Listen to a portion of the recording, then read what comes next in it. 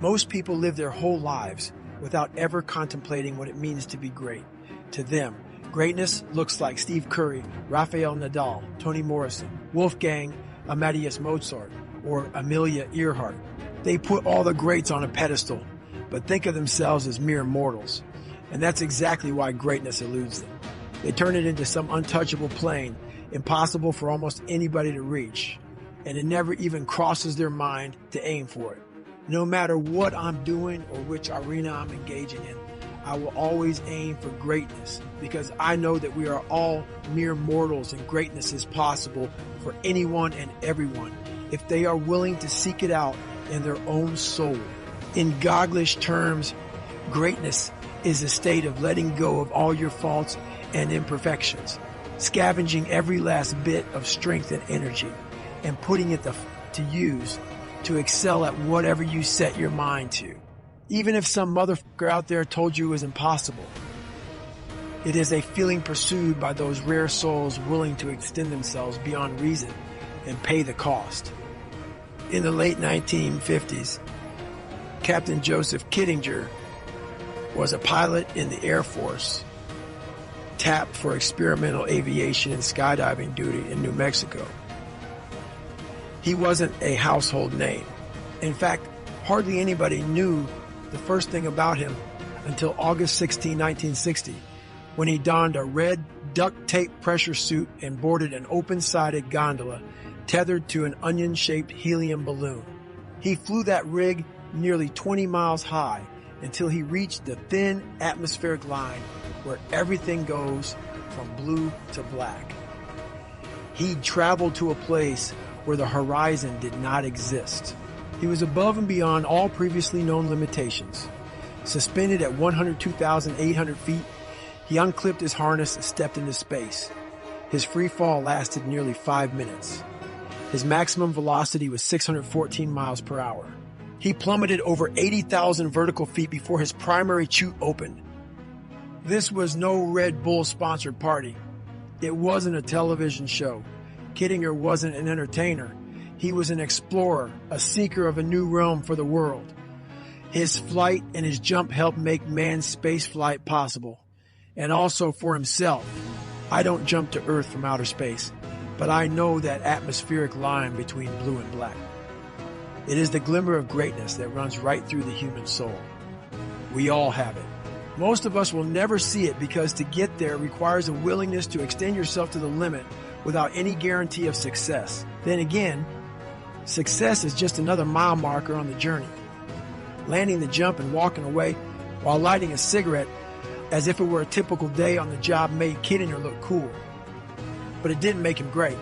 His willingness to do it in the first place, knowing that the chances of failure were high and everything it cost him, made him great. It wasn't a stunt to garner fame or publicity. It was merely an attempt to see what was humanly possible. Just as words can be redefined, never doubt that we can redefine ourselves. It can feel impossible at times because we live in a world filled with arbitrary boundaries and fixed social lines that are as thick as the walls around a fortress. Worse, we allow those walls to limit us in too many ways. The brainwashing starts early, and it starts at home. The people we grow up with and the environments we grow up in define who we think we are and what we think life is all about. When you're young, you can only know what you see. And if all you are ever exposed to are lazy people, content with mediocrity, or who convince you of your own worthlessness, greatness will remain a fantasy. If you live in the ghetto or in a dying industrial or farming town where buildings are boarded up, addiction runs rampant, and the schools are a mess, that will factor into the possibilities others envision for you and you envision for yourself. But even privileged people can feel shackled by their circumstances. The vast majority of parents don't know what greatness looks like, so they are ill-equipped and afraid to encourage big dreams. They want their children to have security and don't want them to experience failure. That's how limited horizons get passed down from generation to generation. Should we really be surprised that almost everybody has a knack for twisting their story to work against themselves? I hear it all the time. Privileged kids say, "I have too much, so I cannot develop the skills that you have." The kid that came from nothing will tell me, I don't have enough. Therefore, I cannot develop the skills that you have. No matter where someone is in life, they never fail to confess why they can't get where they need to go. The minute they open their mouths, I see how limited their horizons are, and their sob stories come with the expectation that I will deliver a become great package to their front door. But that's not how it works. To this day, it is for me to become better mentally. How I look has just become I have thousands, hundreds of thousands of miles on this body, running, pull-ups, push-ups, swimming, whatever you want to call it. This body is what it is now. It's from repetition. It's not from studying, hey, if you hold a plank for this long, call that book. I don't care about it. I just do it for my mind. Right. I want to continue to harden because that's the only thing I want. That's what I want. I want to have that mind ready for life. If I had to choose one pervasive mentality in today's culture that I would deem the most dangerous, I would select the victim mentality. Playing the role of the victim means pointing the finger at someone or something outside yourself for things that are going wrong in your own life. This has to do with something called your locus of control. Someone who has an internal locus of control believes that he or she can influence events and their outcomes. But someone with an external locus of control blames outside forces, other people, circumstances, or even fate for everything. Everywhere I look in today's society, it seems that more and more people have an external locus of control. For example, if someone is having trouble getting a job and they blame it on the current political or economic landscape, they are demonstrating an external locus of control. Or if they often catch colds and blame them on their coworkers or germ-riddled work environment, that's an external locus of control mindset. Another one is when someone is constantly in debt and they blame inflation or the high cost of living rather than taking responsibility for their own financial planning and budgeting. If someone goes through a divorce or bad breakup and is still in pain 5 years later and blaming it on the ex, that's an external locus of control. Essentially, we are choosing to have an external locus of control anytime that we are pointing the finger away from ourselves for anything going on in our life. Here's the problem with this kind of thinking. It takes away your power. By playing the blame game, you're effectively throwing up your hands and saying, well, I'm a victim and there's not a damn thing I can do about it. The moment you blame someone else for something you're feeling or experiencing is the moment that you give up your power. By giving your power away, you are making a decision to effectively let life happen to you.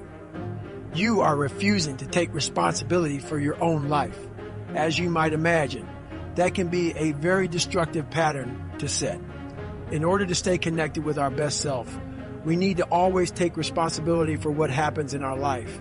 We need to find a way to have control, even in moments where it just seems like the world is out to get us. Sure, bad things happen that are outside of our control. But here's the key. We are 100% in control of our reactions to those things. We can choose to spiral into depression, anxiety, anger, resentment, or frustration and just pull the covers back over our head. Or we can choose to react in a way that benefits us and those around us. If we fail a test, we can analyze what went wrong and study in a more effective way before taking it again. If we keep catching a cold, we can learn about how to boost our immunity and overall health. The list goes on and on. But the bottom line is that we have a choice. Blame someone or something else that we can't control, or find a way we can take responsibility and change what we're doing so we can change the outcome. You have to remind yourself, we all have a story. All of us have gone through very hard times. But when we're in a hard time, our mind has a way of forgetting what all we've overcome. I have a way of taking 1 second when I want to quit and saying, okay, you endured this, So I look at my life and how I further expand your comfort zone. For example, regular exercise poses no challenge for my self-discipline. In order to strengthen it, I need to set bigger and bigger exercise-related challenges for myself. Instead of focusing on fitness, I can also find a new area in which my discipline is lacking, such as developing more patience when dealing with other people, and focus on improving it until it's no longer a test for my resolve. Such consistent practice ensures that you're at least maintaining your level of self-control and ideally always getting better at it. Hold yourself responsible for a higher standard than anybody else expects of you. Never excuse yourself. Never pity yourself. Be a hard master to yourself and be lenient to everybody else. The only standards that should concern you are your own standards.